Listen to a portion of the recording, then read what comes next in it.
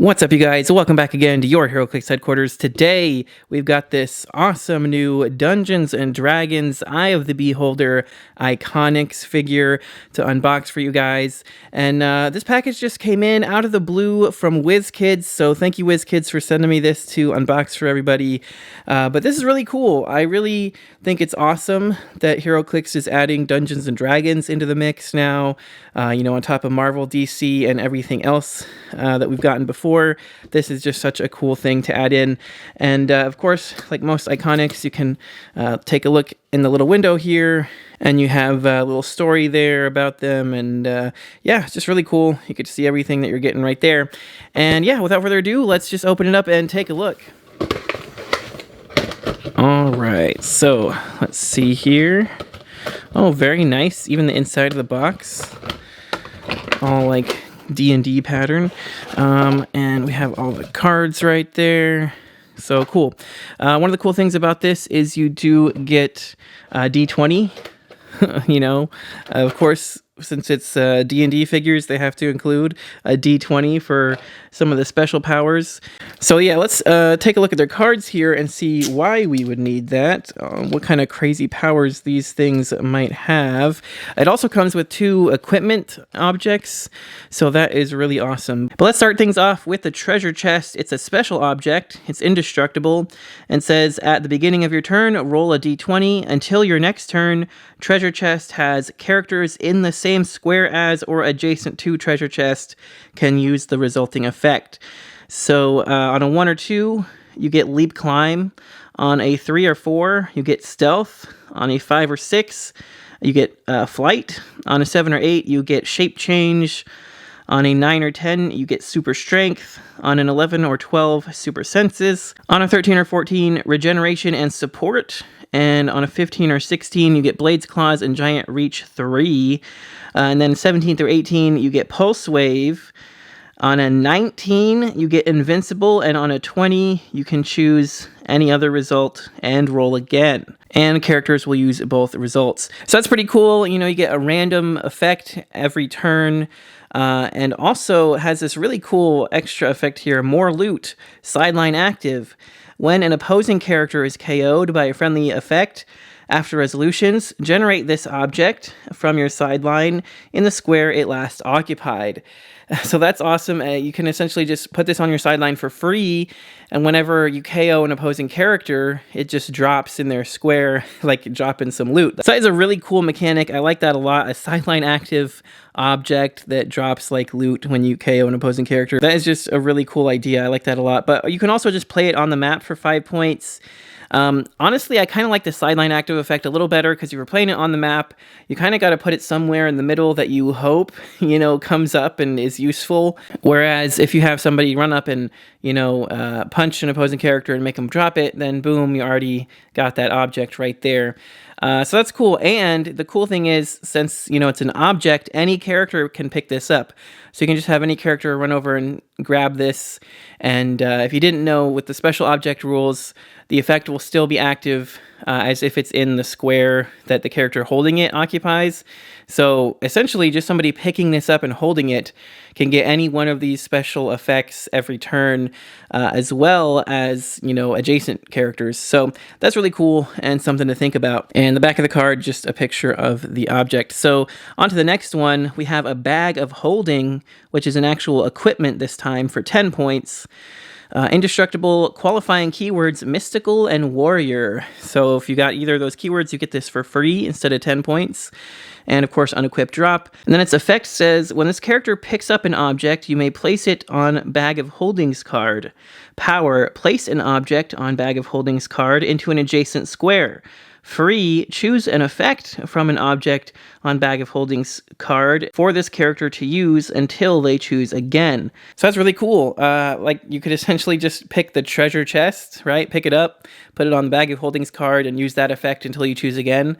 Or you could, pick up some random other equipment object. Just a bunch of them. Anytime somebody drops one, you just run over there and pick it up, put it on the bag of holding, instead of actually taking the time to equip it. And, you can kind of switch every turn, take a free action to pick whichever one you want. So that's really cool.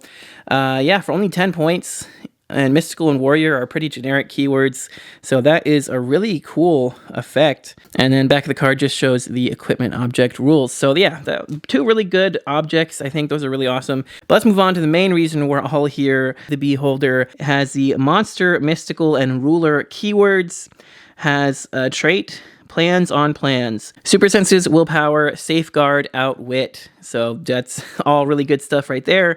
Then you have a special defense power, which is just Stop, Impervious. The first time this click is revealed after resolutions, the turn ends. Once per turn, Beholder may re-roll a d20 they rolled. Wow, that is really good, because as soon as they hit that stop click, it just ends their turn. They're not going to have a chance to like push you past that at all. And you're going to have a chance to potentially heal up, so that's really awesome. And then it has a damage power, which is Outwit and Free. Choose an opposing character within range and line of fire. The chosen character can't use the effect of equipment until your next turn. Again, really awesome. Outwit is always good, especially with 7 range that can see through hindering characters. And then top that off with being able to turn off the effects of equipment is really strong as well. And then you have a special attack power for his whole dial, which is Precision Strike. And when Beholder attacks, roll a d20. And then I think this continues on the other side here. So on a 1 or 2, you get hit characters modify attack -2 till your next turn. 3 or 4, hit characters can't use attack powers until your next turn. 5 or 6, hit characters modify combat values -1 until your next turn, so all combat values.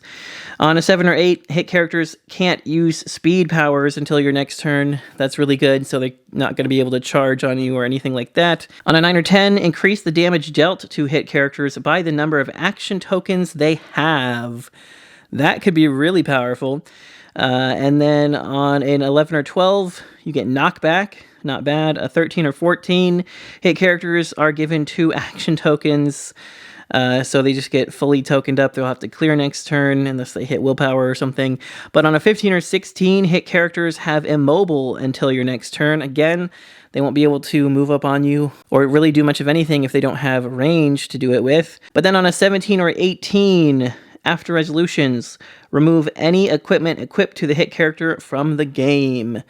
Very nice. Just get rid of it altogether. And on a 19 or 20, damage from this attack is penetrating.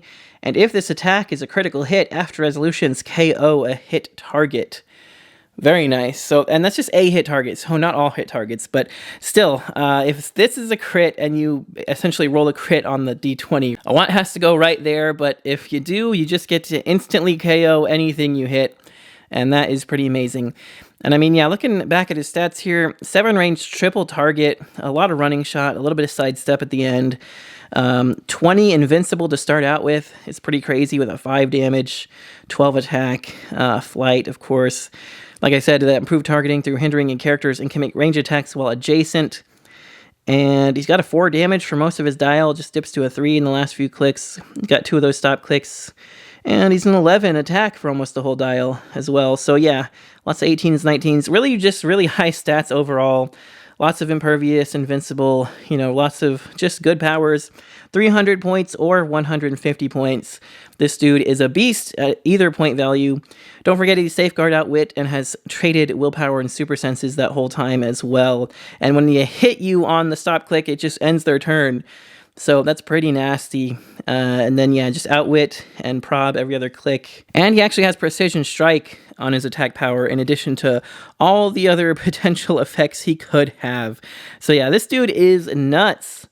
Very powerful 300-point character. I think he'd be pretty decent at 150 as well. At least then you'd have some room to put on like somebody with support to heal him up. But actually, this guy is just a standard character. He's not even like colossal or anything like that. So you could just equip him with something like the Bag of Holding that we got in this set, or you know, there's other equipment that give like Steel Energy, Regen, that kind of stuff that he can just be healing himself off of his stop clicks. So yeah, there's a lot of really cool stuff you could do there. But yeah, this dude's really cool. I like him a lot. The sculpt on this dude is sick. You know, he looks freaking amazing. And the funny thing is, I think they actually just reused one of the sculpts from their D&D line. Not 100% sure, but I think they might have. Honestly, I wouldn't blame them. That would just make sense to do, because if you guys don't know, WizKids does a huge line of like D&D figures. That's probably maybe more their main thing, even besides Heroclix. So yeah, I think this is kind of just a smart move to bring those two worlds together. You know, you're already making figures for D&D. Just slap a Heroclix style on them and, you know, let us play with them too. That's awesome. Another cool thing is Heroclix figures always come pre-painted, and I don't know if all of their D&D stuff is pre-painted. I think some of it is, some of it isn't. I don't really know. I'm not really in that world as much, but so I guess if you're, you know, kind of lazy, you don't want to paint it yourself, you could always just pick up the Heroclix figure and boom, there you go. You have it ready to go right out the box. So that is an option if you're just a D&D player, you know, looking for a cool figure. Totally worth picking this up, you know, just for the figure anyway. But as a Heroclix player, I think this is a really cool set. Again, I love the fact that we're integrating D&D into the world of Heroclix. I think that's a really awesome step forward. We got at least 2 more D&D Iconix that we know of coming out soon as well. Looking forward to those. Let me know what you guys think about these in the comments below. What do you hope to see in future D&D sets? Do you think we could get a whole D&D set? Just like, you know, 10 or 12 figure booster set? Do you guys think that would be cool? I don't know. Maybe just get some more Iconix. That'd be cool too. But anyway, guys, if you enjoyed the video, don't forget to smash that like button. It does help me out a lot. And don't forget to click that subscribe button so you don't miss any future videos. And if you'd like to help support the channel even more, you can check the links in the description for my Patreon, where you can see your name here in the credits with all these other awesome people. And as little as $1 a month gets you entered into my monthly giveaways. So check that out if that interests you. But that's going to do it for this one, you guys. Thanks again so much for watching. Till next time, this has been Heroclix Headquarters, signing off.